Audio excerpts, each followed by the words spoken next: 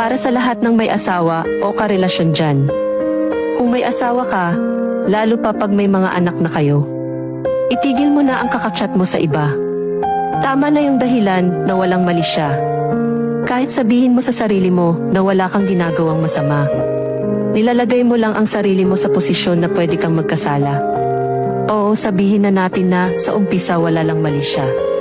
Pero ang simpleng kamustahan ay pwedeng mauwian sa landian at kumain ka na ba? Ay pwedeng mauwi sa I love you-han. Kapag dumating na ang panahon na hindi mo inaasahan, alin ba ang mas maapektuhan? Relasyon at samahan, hindi lang yan. Dahil ang asawa mo pwedeng mawalan ng tiwala sa'yo.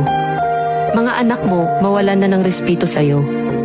Yung kahit magpatawad ka nila, magkaayos kayo, hindi mawawala sa isip nila ang kasalan na ginawa mo. Yung kahit sabihin mong okay na kayo, tandaan mo na kapag ang tiwala pag nasira